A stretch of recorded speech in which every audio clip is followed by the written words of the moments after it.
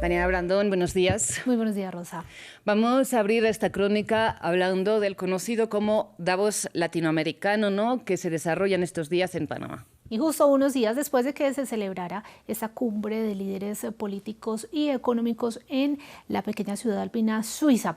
Pues este foro regional de 2 días termina este jueves, comenzó ayer, y el mensaje general de los presidentes fue que más allá de pensar en mejorar el crecimiento, la región lo que necesita es unirse para combatir el crimen organizado que se está saliendo de las manos en algunos países. Nuestro corresponsal en ese país centroamericano, Oscar Zulbarán, hizo la cobertura de la conferencia y habló con el secretario ejecutivo de la Comisión Económica para América Latina y el Caribe. Esto le dijo.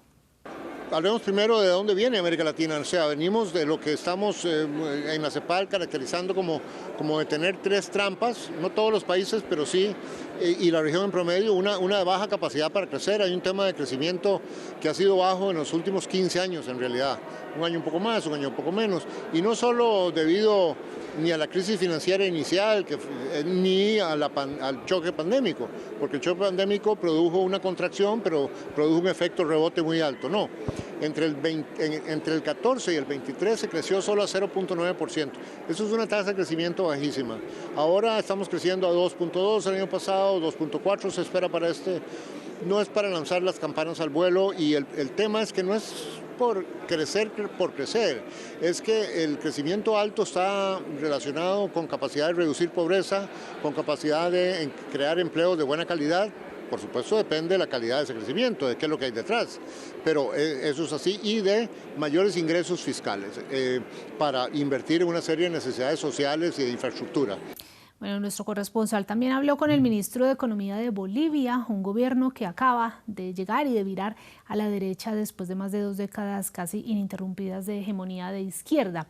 Este país, lo comentábamos esta semana, acaba de anunciar que los ahorradores ya pueden comenzar a acceder a los dólares después de más de 2 años de restricciones, y esto enfatizó el ministro. Bueno, nosotros llevamos 11 meses en el gobierno, habíamos heredado una economía con un sistema cambiario desordenado, varios tipos de cambio paralelos, teníamos una inflación del 22% cuando asumimos el gobierno, y también teníamos un déficit fiscal del 13% sin reservas, con un sistema de subsidios a los combustibles que generaba cerca de 5 puntos porcentuales del PIB en déficit fiscal.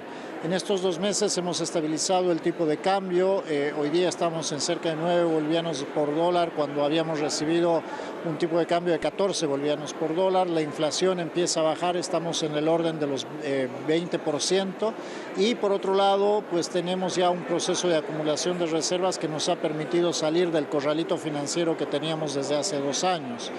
20% de todas maneras anual, es una inflación que es de las más altas de América Latina. También en esta primera jornada de Rosa, el foro reunió más de 2.500 líderes empresariales y formuladores de políticas, 7 jefes de Estado y un presidente electo. Hablamos de José Antonio Kast de Chile, cuyo asesor económico dejó entrever hacia dónde se dirige el país una vez tome posesión.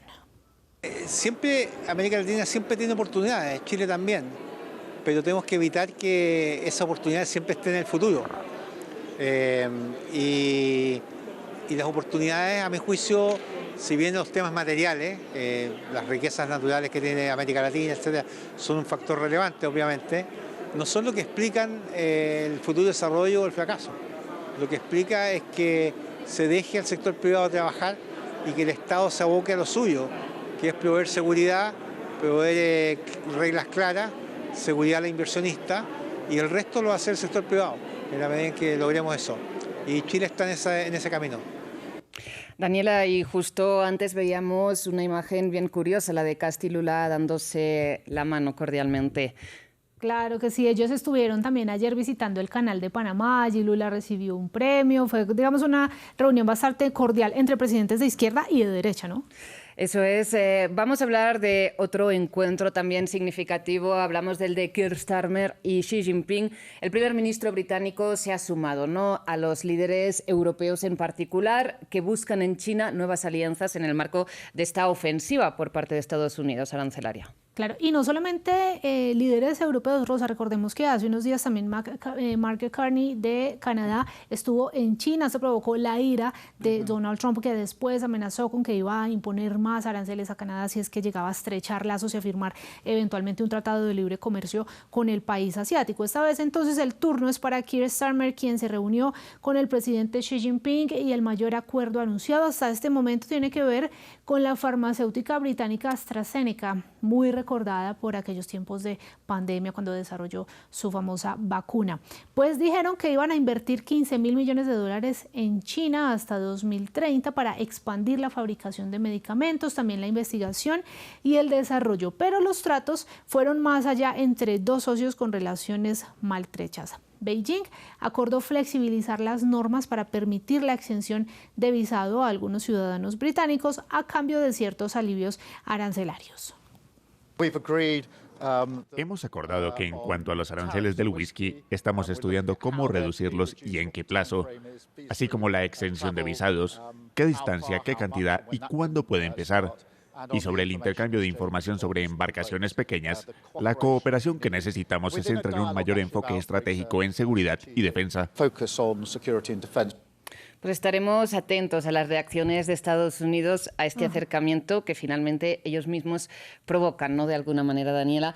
Vamos ahora a hablar de Rusia y de sus activos extranjeros, sobre los que mucho se discute, ¿no? Van a quedar en manos estadounidenses, en particular los referentes a la segunda petrolera rusa. Claro que sí, entonces vamos a hablar de una firma estadounidense de capital privado que se llama Carlyle Group y que acordó comprar la mayoría de los activos extranjeros de Lukoil, valorados en 22.000 millones de dólares por el mercado. Esta Lukoil es la segunda petrolera más grande de Rusia después de Rosneft. El año pasado fue objeto de sanciones de Estados Unidos y por eso se ve obligada a vender sus activos en el extranjero. Tenían plazo hasta el 28 de enero. Mientras a puertas cerradas se está negociando la paz en Ucrania. Pues el Kremlin reaccionó, pero se limitó a decir que se trataba de un asunto corporativo y que los castigos occidentales de todas maneras son ilegales. Daniela, para el cierre, ¿cómo tenemos los indicadores hasta ahora?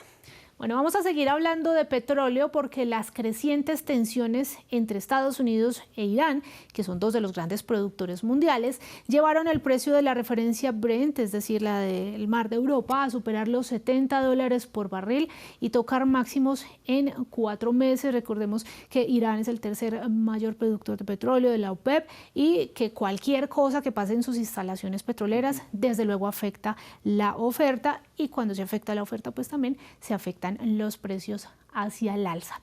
Pero nos vamos a quedar en indicadores hablando también de otro gran protagonista de los mercados por estos días y que seguramente lo seguirá haciendo a lo largo de este año mientras persista la incertidumbre mundial, y es el oro, cuyo precio ya mira hacia una nueva frontera psicológica. Hablábamos en esos días de que la frontera psicológica no es que haya un cambio sustancial, sino que simplemente marcan una barrera. Entonces están mirando hacia los $6.000 esta vez por onza. Este activo refugio sigue imparable, marca este jueves otro récord histórico, $5.513 por onza. La plata también se beneficia de ese auge y pasa a los $120 por onza. Para que tengan muy presente, está ganando más del 60% en lo que va corrido del año, y a todo eso pues se suma la noticia de que la Reserva Federal dejó quietas sus tasas de interés, para furia seguramente también de Donald Trump.